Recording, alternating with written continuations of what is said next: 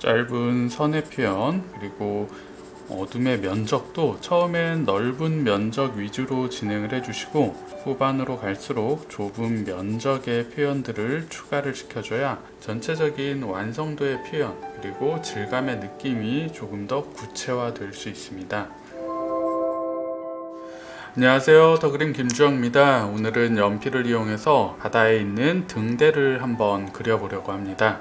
자, 기본적인 빛 방향에 맞춰서 어둠의 흐름부터 색감을 진행시켜 보도록 하겠습니다. 자, 기본 형태는 원기둥의 형태이기 때문에 빛이 들어오는 반대쪽에 어둠의 흐름부터 잡아주는 게 좋겠죠. 가장 위쪽에서부터 어둠의 흐름을 가볍게 잡아 내려가면서 원기둥의 기본 구조를 살짝 만들어 보도록 할게요. 좌측면의 어둠 흐름들 형태를 정확하게 잡아주면서 어둠의 흐름을 잡아주는 게 좋겠죠. 스케치한 형태 그대로 맞춰서 어둠의 색감을 통해서 형태가 더 구체화될 수 있도록 진행을 해주는 거예요. 색감의 표현을 진행하면서부터 지우개 사용을 염두에 두고 색감을 너무 대략적으로 깔아준다는 느낌보다는 처음에 잡았던 형태를 최대한 지켜간다라는 느낌으로 진행을 해주는 거예요. 자, 그렇게 진행을 하게 되면 지우개의 사용을 최소화하면서도 정확한 형태와 덩어리의 입체를 전달시켜 줄 수 있겠죠. 자, 좌측의 어둠 흐름들을 서서히 강조를 시켜 나가고 있습니다.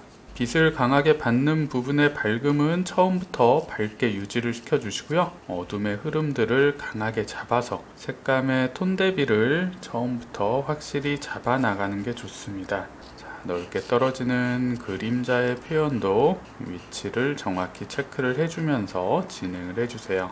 안쪽에 들어가는 창문의 위치를 가볍게 체크를 해놓은 뒤에 전체적인 어둠의 흐름을 크게 잡아주도록 할 거예요. 이런 창문의 위치들을 처음에 스케치해둔 걸 너무 없애고 진행하기보다는 위치 체크를 해두고 전체적인 어둠의 흐름을 잡아주면 끝까지 정확한 형태를 찾아 나가는데 더 수월하게 진행할 수 있겠죠. 창문의 위치를 강하게 표시를 해뒀고요. 자, 좌측의 어둠의 색감을 전체적으로 잡아주도록 할게요.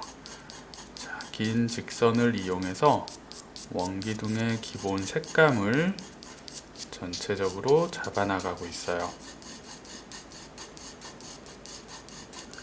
창문의 위치를 처음에 강하게 잡아뒀기 때문에 전체적인 색감의 톤을 넓게 진행을 해줘도 형태가 그대로 전달되는 걸 확인할 수 있죠.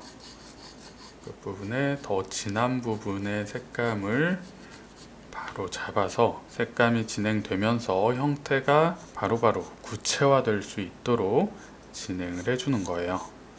자, 이렇게 뭔가 구체적인 형태가 있는 사물을 그려주실 때는 어느 정도 형태를 처음부터 찾아가면서 진행해 주시는 것도 그림을 쉽게 완성할 수 있는 방법 중에 하나예요. 색감을 통해서 전체적인 어둠의 흐름을 잡아주고 나중에 구체적인 형태를 잡아 나가도 괜찮지만 초보자분들 같은 경우에는 전체적인 색감 표현 위에 구체적인 형태를 잡아 나가는 게 더 어렵게 느껴지실 수도 있어요. 그런 경우에는 처음에 형태를 최대한 정확하게 잡아주시고요. 내가 잡았던 형태에 맞춰서 정확한 색감을 하나씩 찾아 나가는 것도 그림을 쉽게 그릴 수 있는 방법 중에 하나예요. 자, 어둠의 색감 표현을 진행해 주실 때는 선의 느낌은 최대한 가늘고 촘촘하게 밀도 있는 선의 표현으로 처음 기본 덩어리가 확실하게 잡힐 수 있도록 색감을 차분하게 진행해 주시는 게 중요합니다. 넓은 어둠의 표현, 거친 바위의 질감의 느낌도 조금씩 찾아가면서 기본 색감을 함께 잡아주도록 할게요. 바위의 경계 부분에서 색감의 톤 차이를 강하게 잡아주면서 형태를 조금씩 만들어 나간다 생각을 해주시는 거예요. 앞쪽의 구조물과 뒤쪽의 바위가 나뉘는 부분의 형태를 선이 아닌 색감의 톤 차이로 형태를 하나씩 구분을 시켜 나가고 있습니다. 자, 좌측의 넓은 면적에 가장 어둡고 거친 질감의 바위의 기본 색감도 한번 강조를 시켜 볼게요. 짧은 직선을 다양한 방향으로 바위가 꺾이는 면적의 방향성을 찾아가면서 어둠의 흐름들을 만들어 보도록 할게요.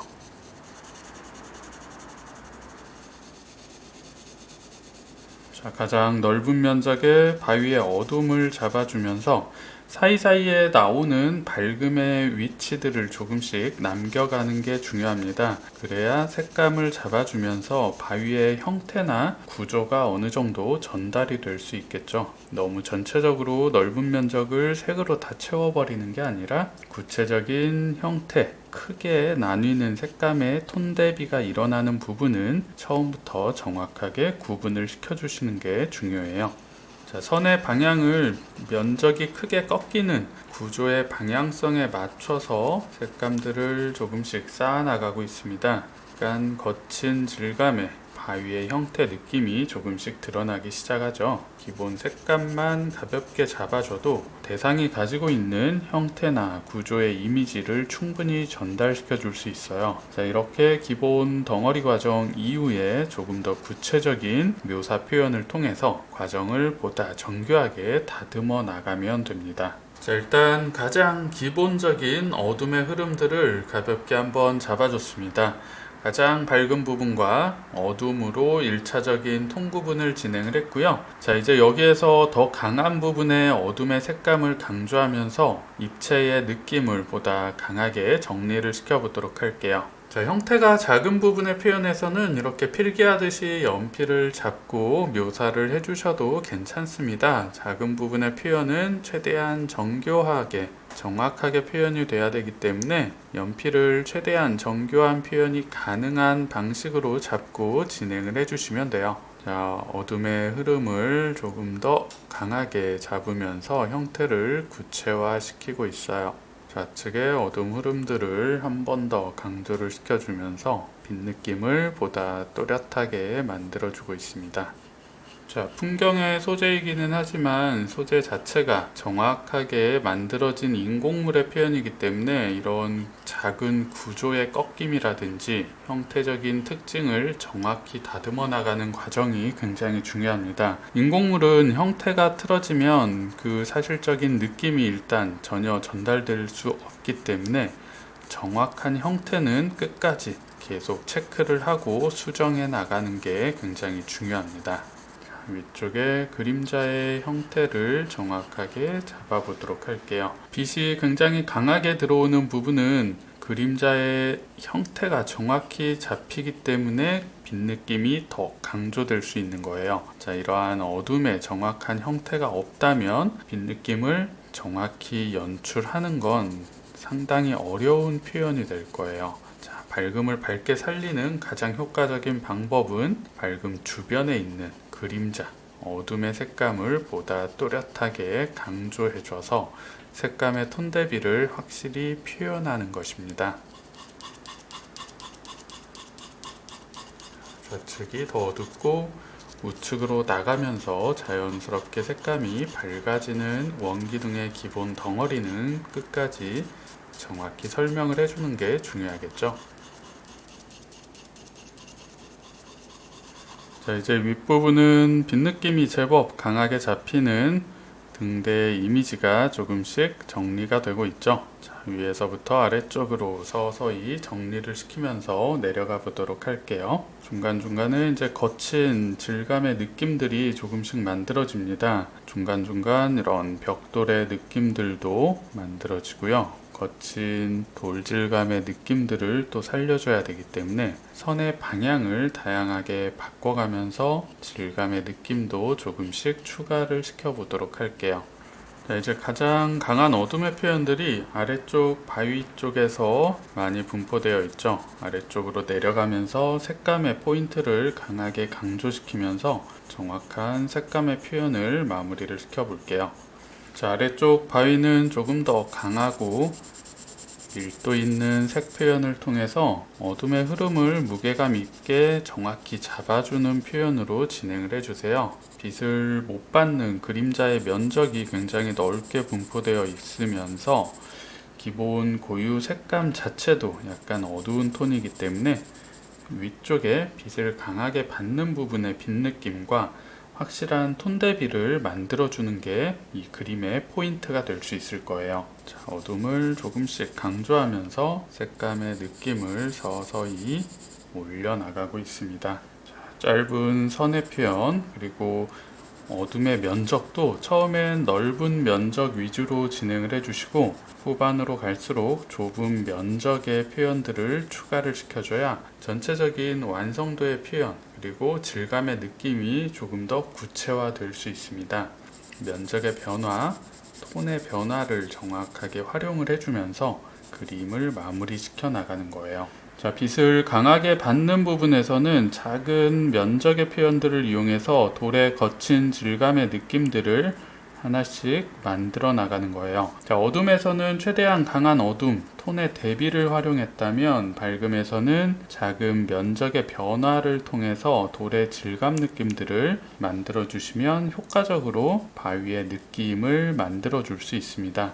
모양을 아주 똑같이 만들어줄 필요는 없습니다. 최대한 비슷하게 관찰을 통해서 모양을 만들어 주시되 모양이 조금은 달라져도 크게 어색하지는 않아요. 바위 자체는 자연물이기 때문에 정해진 정답이 있는 형태는 아니기 때문이죠.